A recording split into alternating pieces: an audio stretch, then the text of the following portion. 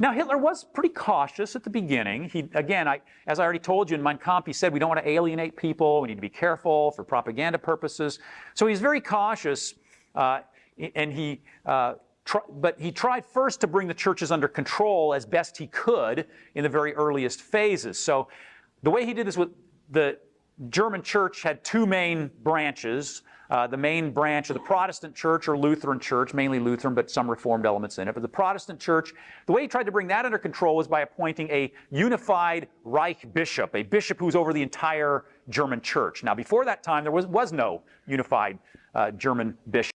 But that's not true. There was. What are you talking about right now? Started out as Pechman in 1924. Well, it didn't start out as Pechman, but in 1924, a guy named Pechman was the bishop over all, like the president, the federation president over like all 28 districts in Germany. And I think in 1932, for a period of like 6 months or something, a guy named Bodelschwing was the federation president. And then Ludwig Müller took control of the church in 1933, and he was a full-blown Nazi. And then it changed from the German Evangelical Church to the Reich Church. So this is not true. And he has to know this. There were bishops in all the different state churches in all the different German states, since Germany's a federal state like the United States, for example. Yeah, all 28. There were different bishops over different parts of Germany. So he tried to unify it under one bishop, and that bishop that he was able to help get elected, and Hitler actually intervened in the church elections, giving a radio speech and having his SA troops out there on the front lines trying to influence the church elections. That's true. Trying to get it from Bodelschwing. Bodelschwing was very much like extreme. Like he was not helping. He was actually fighting the confessing church, the people that were kind of fighting against Hitler's interpretation of things. Bodelschwing was. But he wasn't fighting hard enough. So Hitler wanted somebody who would completely capitulate, and that's why he interfered to get Ludwig Müller elected, and he succeeded. Hitler technically did say that Christianity is an insane thing to believe, but specifically when he was recounting what his mentor said. You talk about Ehrenhard? Oh my God, I have it written down. He literally says it in Mein Kampf, and who he was quoting, this guy is seriously being deceptive. Oh, I know. It's ridiculous. I'd compare apologists to used car salesmen, but I don't want to insult the car salesman. Yeah, exactly. So Hitler's mentor was named, what the hell is his name? Yeah, here, Eckhart. Eckhart is his mentor's name, that he wrote like a whole thing about Eckhart at the end of Mein Kampf. So anyway, yeah. I haven't read Mein Kampf. I've just kind of listened to breakdowns of it and stuff. I understand it's not even worth reading because it's just rambling. He got a man appointed to that bishop position who was very sympathetic with Nazism and was basically promoting a lot of Nazi ideology in the churches. Yeah, Ludwig Müller, yes. Yeah, you could say that. So that's how he tried to bring the Protestant church under control. It actually didn't work as well as he'd hoped because... What? Yes, it did. A group splintered off called the Confessing Church that came out in opposition to the Nazis. Yep, about 2,000 pastors, was not that big. And also, they weren't in opposition to the Nazis. They were in opposition to the idea that Jews cannot convert to Christianity. Most of them still agreed with the Nazis. I mean, most of the Confessing Church. Out of 2,000 pastors or so, Bonhoeffer, being somebody who's opposed to just racism against Jews, he was joined by about 17 other people or so. But he tried to bring it under control as much as he could.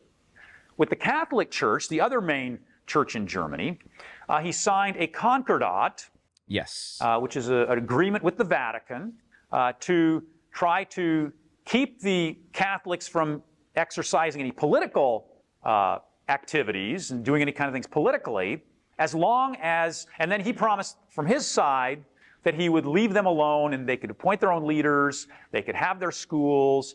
Yes, absolutely, this happened. This is the 1933 Concordat, long before the Catholics even needed to do this. And the Protestant Church also agreed to work with Hitler before they even needed to. And you know who else did? Jehovah's Witnesses leader, Joseph Rutherford, agreed to work with Hitler if he freed Jehovah's Witnesses or whatever. And of course it didn't work, but all this happened before anybody needed to do any of this. There was no like extreme push or whatever to force people into line yet at this moment. It blows me away that people they made that decision. But okay. Should tell you something about like the environment of the time. Should tell you something about how people felt about the Nazi movement in that moment. They were willing to sign their everything over to Hitler like at the drop of a hat because they believed in his cause ultimately. They could have their church, they have their youth organizations and such, but Hitler constantly violated the Concordat over the next several years.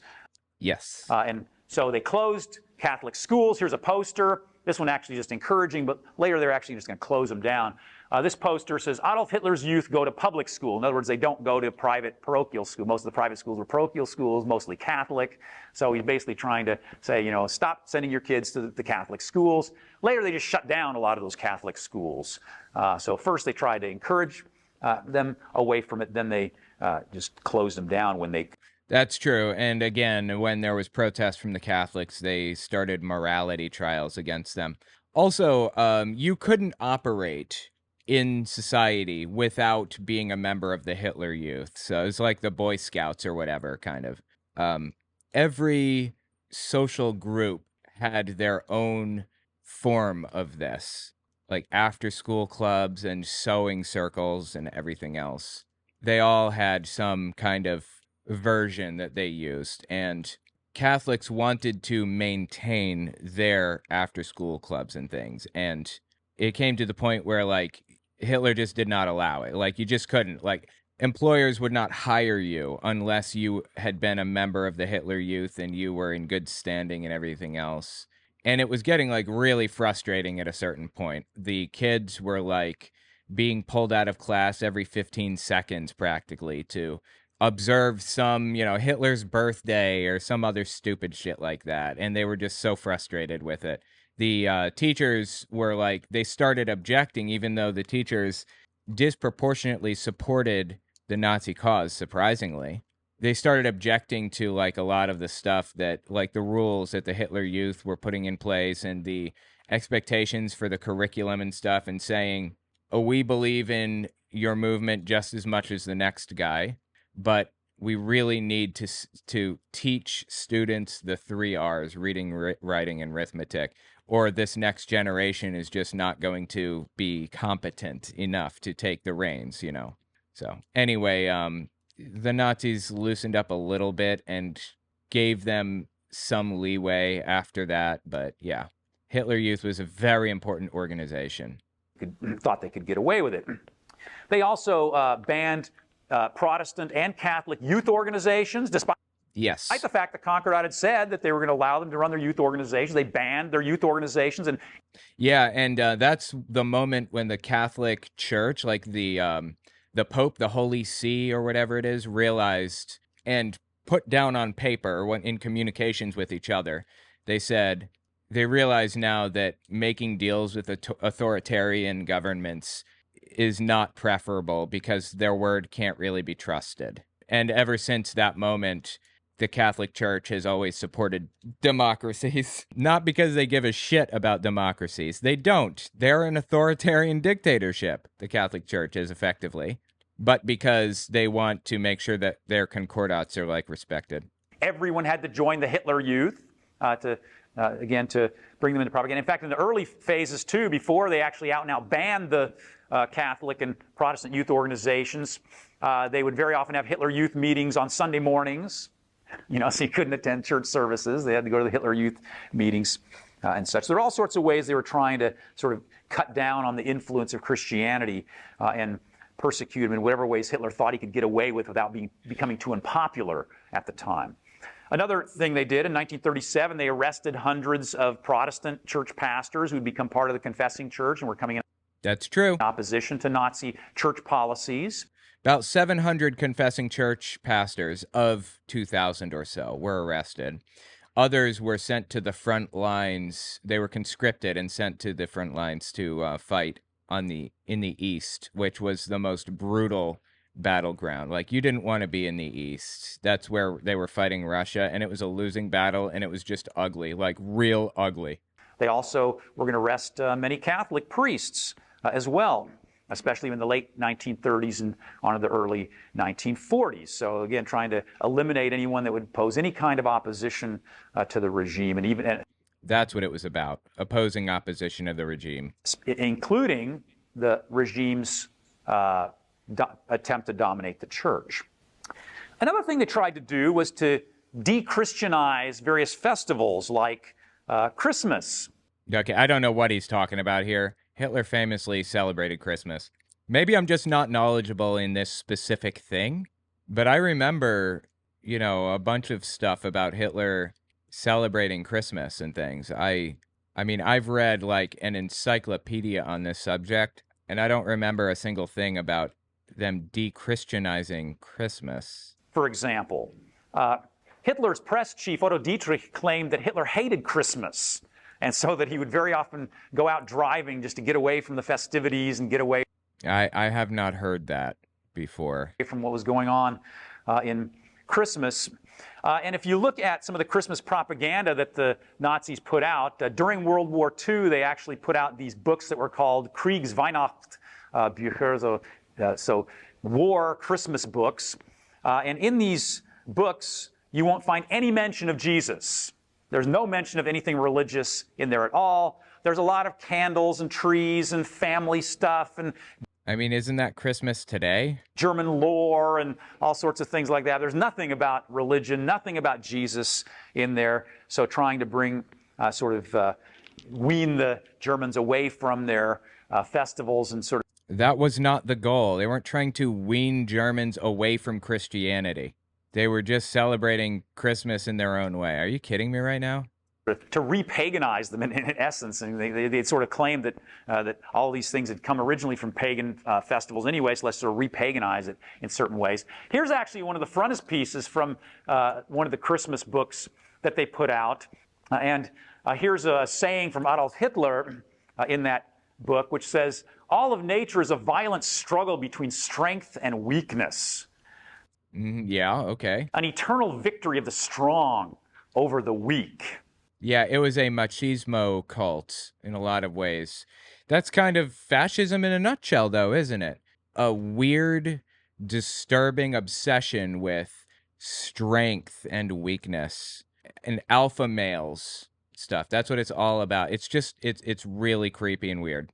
So this is pretty much giving Hitler's social Darwinist spin on. No. So is Andrew Tate a social Darwinist? Is that what you're trying to tell me? It's effectively the same thing. No, Andrew Tate and a bunch of other like right-wing nutcases, they all claim to be Christian. Like, look at the leader of the Proud Boys, or the founder, Gavin McInnes, or what's his name? It's on the tip of my tongue. Wait, what's his name? I don't know if he's a leader anymore because he's in prison for 22 years. His name is Enrique Tarrio. It's all about strength and Christianity, both. This is not an indication that Hitler was like an atheist or whatever. The nature favoring the strong over the weak, and we as Germans, he thought, are going to triumph in this war by being strong over the weak. This is not exactly peace on earth, goodwill toward men, right? Okay, so? Which would be the Christian Christmas message, or Silent Night, or something like that. So it's culturally different from you, and that means it's not Christian. Are you trying to tell me that Christianity, as practiced and conceived in the United States in 2024, or I don't know, whenever this was produced, 2020, I don't know, that is the quintessential example of Christianity, and if it doesn't match your culture and beliefs from like 2020, then it's not Christianity? Really? Okay. So this is what was being purveyed as a Christmas message there. There were all sorts of other ways that the Nazis tried to persecute Christianity. So, for example, during World War II, Hitler ordered that all military chaplains, and he didn't remove, he did allow the military to have chaplains. There was a lot of officers in the military who would have been in opposition to Hitler removing the chaplains, so he allowed them to have their chaplains, although the Air Force, by the way, did not have chaplains because they were under Goering, and so the Air Force did not institute chaplains once they reinstituted the Air Force in Germany. But he ordered all of the chaplains to be placed in the front lines as far forward as possible. Maybe he's talking about the confessing church members that he conscripted into the military, that they were sent to the front lines. He was not anti-Christian. He just wasn't. He was anti-church and anti-Christians that were opposed to him. That's it.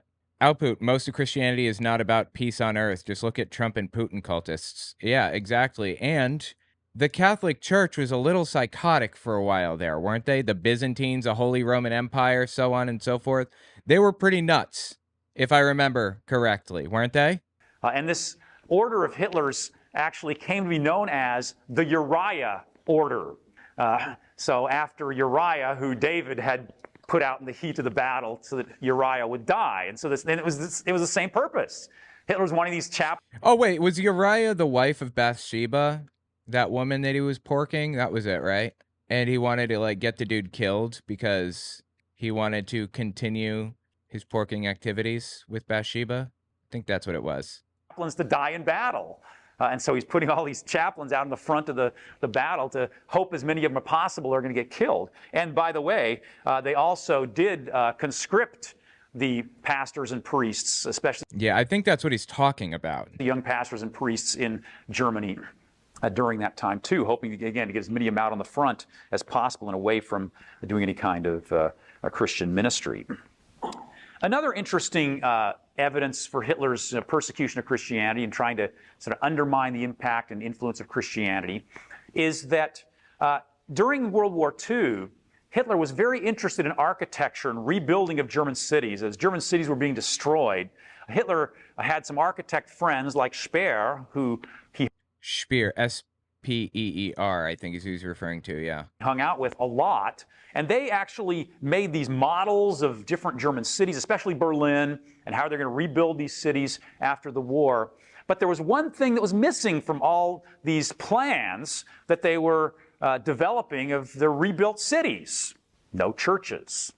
They weren't going to rebuild any churches in Germany that got bombed out during the war unless... Okay, I'm not even sure about this. Maybe. Unless they had very, very important architectural significance. So again, another indication that they're trying to undermine the powers of Christianity. The powers of the church, yes. Not Christianity, the church. Hitler wanted to undermine the effects of, like, the outside world generally. So he tried to create, like, German everything, German mathematics, for example. And the most alpha maleist German Aryan form of mathematics, geometry, really. He thought geometry was the best because it's used to express the human form the best. Anyway, they had their own form of physics, their own form of absolutely everything. And one of those things that they had that was, like, special and unique to Germany was their form of architecture. And a whole bunch of stuff was, like, burned down and destroyed during the war. And so he actually, like, wiped out whole city blocks of apartments to rebuild them with German architecture. And he did have a friend that was an architect, and he worked with this guy because, of course, Hitler was an artist himself. He worked with this architect to kind of create a German architecture. And the church. Now, if Hitler then was not a Christian, then what was he? What did he believe? Okay, I don't have a lot of time to get into this and defend this, so I'm not going to be able to spend a lot of time on this, but again, you can look at my book later if you're interested in more. I looked at the book, it's trash. More depth here, but I will say that there is no evidence that Hitler was an atheist. Some Christians say, oh, Hitler was an atheist, because he rejected Christianity and such, but that's not necessarily the only option. There are other options. Okay, I appreciate that. Options available. And in my book, Hitler's Religion, I go through the different options that were available to German thinkers at the time. Hitler did seem to believe in some kind of higher power of some sort or other. not necessarily a personal God, a personal being. In fact, he certainly rejected a personal afterlife. One time in his monologue, he was talking about the afterlife, and he said the afterlife is just being reabsorbed back into the cosmos. And that's Okay, I think he's talking about table talks again, his monologues, table talk. I don't remember that, but okay. I mean, I suppose. He was a Christian, though. It's very clear he was a Christian. so reinforces my position of where I believe Hitler came out. Let me say one other thing before I get to that. He also rejected occultism. Hitler was not into the occult. A lot of people Thank you. Oh my God. People are obsessed with the idea that Hitler was like into the occult. He was not. That is a myth. think, oh, Nazism was into occultism and paganism. Well, some of the Nazis were. Rosenberg was. Himmler probably. Hess was. Himmler was. Hitler and Goebbels were not. They rejected the occult. In fact, they actually persecuted occultists and ordered the arrest of astrologers and clairvoyants in 1941. So I'm arguing that Hitler was a pantheist. He believed that nature was God. No, he knows better than this. He knows about the quotes and things and the underlying belief system about Aryans and God using nature to fulfill his goals. He knows all of that. He knows he's full of shit. And there are a number of lines of reasons why I believe this. If you read Mein Kampf very carefully, he does seem to deify nature. In fact, interestingly, the translators of Mein Kampf always capitalize the word nature in a lot of contexts in the book. Now, in German, we don't know if Hitler would have done that necessarily, because in German you capitalize all nouns. So he would, of course, capitalize nature. That doesn't necessarily... Wow, that interesting, huh? He kind of shot down his own argument a little bit there, didn't he? What like a colossal scumbag, honestly, dude. He is twisting this around and lying to further his own goals. He knows better than this. Necessarily mean anything. But it's interesting that the translators all thought, and there's a number of translations, there's not just one translation, there's a number of translations, they all capitalize nature. I mean, the translators certainly thought that he was deifying nature, or at least personifying nature. However, there's a lot of other lines of evidence too. Hitler, in one of his monologues, talked about the Pöstlingberg church in Linz, Austria. He'd lived in Linz, Austria, so he knew about this church. It's sitting up there on a hill. And Hitler said that they should destroy this church, again, there's his anti-Christianity coming out, and build a planetarium on that site. Okay, he mentioned this earlier. He's mentioning he's mentioning the same thing in multiple spots. That's weird. Again, I will say he did that because he believed that nature was God's hand fulfilling God's will, the Christian God's will. So he appreciated God's creation and wanted people to like observe it and all of that junk. Then people, instead of coming to a church, could come to pilgrimage to view the cosmos and see the wonders and beauty of, would you say, God's creation? Nature and the cosmos. And here's what he said that people should learn when they came there. He said this, quote, "A person can comprehend this and that, but he cannot dominate nature. He must know that he is a being dependent on the creation." Interesting choice of word. On the creation, you say? Huh. So we're dependent on nature. His secretary once said, quote, "Hitler considered the Christian religion an outdated, hypocritical, and human ensnaring institution. His religion was the laws of nature." Again, I'm not sure which secretary he's referring to, but Bormann had an anti-church bent. So, you know, a lot of the things that were attributed to him were recognized as fraudulent. And he even said that when referring to like the English translations of Table Talk. And I believe she hit the nail on the head there. So there's a lot of lines of evidence then that suggest that Hitler thought that nature was God. And he knows better than this. Because of that, and I don't have time to go into this in a lot of detail, but I will just give you one example of this. Hitler thought that natural laws were divine commands that should guide our lives. And so he built... Yes, that's correct. Divine commands as in from God. Commands from God. His morality around the laws of nature. And the laws of nature they thought were the most important were the Darwinian struggle for existence. And here... Bullshit. He knows better. Here's a shot showing you a school poster from the Nazi period that says at the top, elimination of the sick and weak in nature. That's this top part here. And then you see the pictures here of a raptor who has killed a hare. And you see a sickly tree that a man is getting ready to chop down. And then it says at the bottom, whatever cannot withstand the demands of existence is destroyed. And interestingly, the explanation for what the teacher was supposed to say with this poster, this was supposed to be a justification of the compulsory sterilization program. Yeah, okay. Eugenics, I'm not sure if what he's saying here is true, but whatever cannot withstand the demands of existence is destroyed. This is also depicted in what this is also illustrated in what Hitler said at the end of the war when he knew he was going to lose. It was over.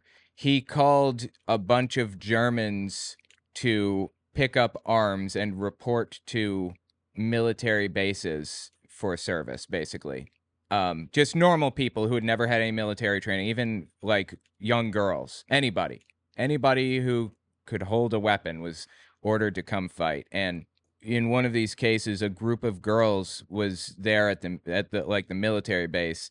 One of them disobeyed an order, and the military leader pulled her aside and shot her in the head in front of the other girls, and a bunch of them fainted and were like vomiting and stuff because they had never been exposed to that kind of thing before. They just were not like desensitized to violence the way that a soldier is by necessity, any soldier. And they weren't good soldiers. They just did not make a good military. But it's all that they had. That was it. So by the end, Hitler basically said Russia and the U.S. had made inroads they were on their way to Germany, fighting through. Hitler told his field marshals and stuff to burn the land, destroy it so it can't be used by the enemy. So they can't like live off the land, grow crops, or to like hunt for food or anything. And they said the Russians and the Americans have supply lines. They're not living off of our land. You're just going to kill our people. And Hitler said, it doesn't matter. The ones that are left now are of weak breeding stock. They deserve to die at this point because all of the good Germans, all the powerful ones that are worth saving are already dead. They died on the Eastern Front against Russia. That's the kind of psychotic shit that Hitler said and did and believed. And there was kind of a split in beliefs, actually, between two main ideas about why they lost the war. The first belief was they let God down. God expected them to fill the earth, subdue it, and take authority over it, quote unquote. And they failed and asked God for forgiveness, basically. That was one kind of school of thought. And the other school of thought was God was punishing the Germans for not being violent enough or not being what he wanted in one way or another. Being too, like having blood that's too watered down. That's kind of how they justified their loss, basically. So what this says here, whatever cannot withstand the demands of existence is destroyed. This was a Christian religious statement, not a Darwinist naturalist statement. The Nazis, which was supposed to get rid of defective heredity and such. But I find it very interesting that both of these examples involve death, not sterilization. Yeah, I mean, that was another like component of eugenics, so... And sort of presage what was going to happen later, because in 1939, Hitler actually does introduce a campaign to kill people with disabilities, and they killed about 200,000 Germans with disabilities, as well as we don't even know how many tens of thousands in occupied territory. Yeah, horrifying stuff for real. That they killed in addition to that. People with disabilities as a result of their ideas that we need to get rid of the weak, get rid of the sick, one way or another. So he believes that nature is sort of determining that we let me back up. He believes that we need to help out nature by getting rid of the weak and sick, which nature does anyway on its own, but we can sort of drive it forward faster. So This gives us some idea then of Hitler. Well, I mean, he was fulfilling God's wishes by doing that.